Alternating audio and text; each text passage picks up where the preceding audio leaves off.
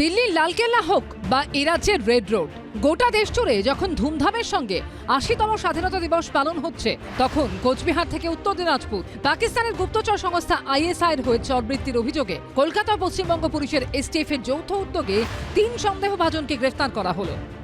দেখা যাচ্ছে গত কয়েক সপ্তাহের মধ্যে এই রাজ্য থেকে কখনো হাবড়া থেকে পাকিস্তানের নাগরিককে, কখনো বা বর্ধমান থেকে জঙ্গিকে গ্রেপ্তার করা হয়েছে।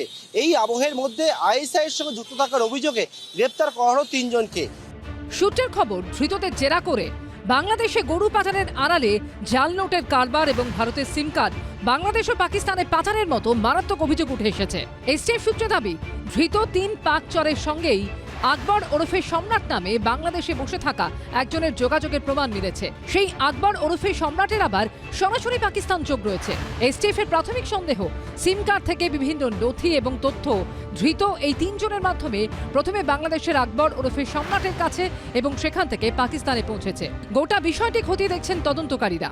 গতকাল রাত্রিরে হয়েছে সাহেবগঞ্জ কুচবিহার থেকে এই ৩ জন যারা জঙ্গি হিসেবে মার্কড হয়েছেন, একজন হচ্ছে রশিদুল হক, নূর নাসিরুদ্দিন আলী আর শফিকুল ইসলাম। এই ৩ জনকে পুলিশ অ্যারেস্ট করেছে অন দ্য চার্জ যা অ্যাপারেন্টলি সেটা হচ্ছে যে ওই সিম কার্ড, ভারতীয় সিম কার্ড প্রথমে বাংলাদেশ এবং বাংলাদেশ থেকে আলটিমেটলি পাকিস্তানে।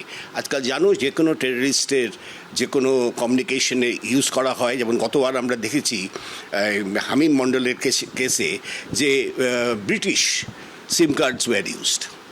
সিম card has become a very important জিনিস। এটা এত লুজলি আমরা হ্যান্ডেল করি, কিন্তু জিনিসটার যে প্রচণ্ড ইম্পর্টেন্স, এই সিম কার্ড দিয়ে এরা কমিউনিকেশন করে এবং তারপরে সিম কার্ডটাকে ডিস্ট্রয় করে দেয়। আইএসআই এর হয়ে চরবৃত্তির অভিযোগে ধৃত ৩ জনের প্রথম জন উত্তর দিনাজপুরের গোয়ালপুকুর থানার পাঞ্জিপাড়ার বাসিন্দা মোহাম্মদ শফিকুল ইসলাম। সেখানে ধৃতের শ্বশুর বাড়ি রয়েছে। শুক্রবার বিহারের কিষানগঞ্জ থেকে তাকে গ্রেফতার করে পশ্চিমবঙ্গ পুলিশের এসটিএফ সূত্রে খবর, ধৃত শফিকুলের ফোনে বাংলাদেশের একাধিক কন্ট্যাক্ট নম্বর মিলেছে। এমনকি ধৃতের ফোনে মিলেছে ভারতীয় জাল নোটের ছবি ও ভিডিও।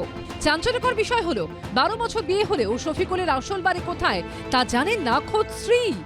কোথায় আপনার শ্বশুর বাড়ি? আমার শ্বশুর বাড়ি আমি তো জানি না আমার শ্বশুর বাড়ি কোথায়। আপনাকে বিয়ে করে নিয়ে যায়নি? না, আগে থাকছিল 2 বছর থেকে। 2 বছর ধরে এখন থাকে না। মানে পাকিস্তানের সাথে যোগাযোগ আছে, এটা শুনেছেন তো আপনি?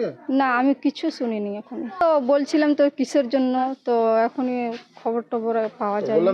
তো হিন্দুস্তানের না, তো অধিকার বাংলাদেশের ইরানের কোন জায়গার আছে আমরা সেটা বলতে পারবো না। এখানে আসে বিয়ে করেছিল, বাংলাদেশ কি ইরান কোন জায়গায় বাড়ি আছে, লেকিন এখানে আসছিল।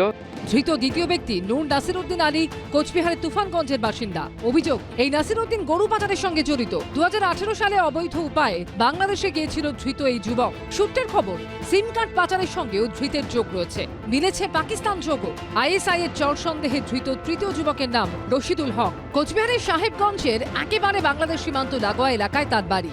এসটিএফ সূত্রে দাবি, 2023 থেকে 2025 সালের মধ্যে নাজিরহাট এবং নয়াহাট সীমান্ত থেকে 6 থেকে 7 লক্ষ টাকার জাল নোট পাচারের সঙ্গে যুক্ত থাকার কথা স্বীকার করেছেন অভিযুক্ত। এমনকি বাংলাদেশের এক বাসিন্দার তরফে তাকে একবার 2.5 লক্ষ টাকা দেওয়া হয়েছিল।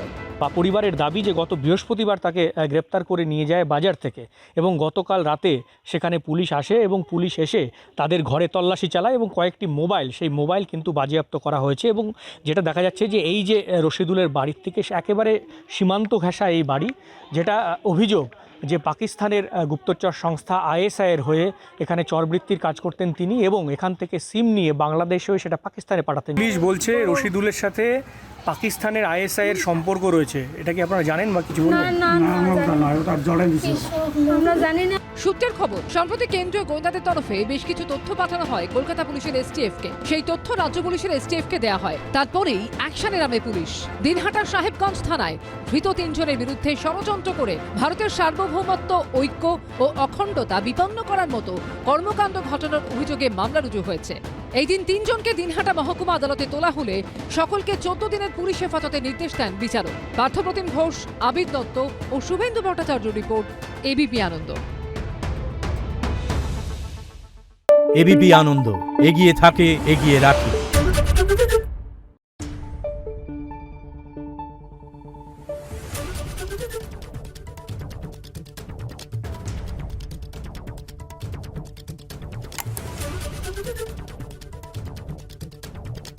Thank you.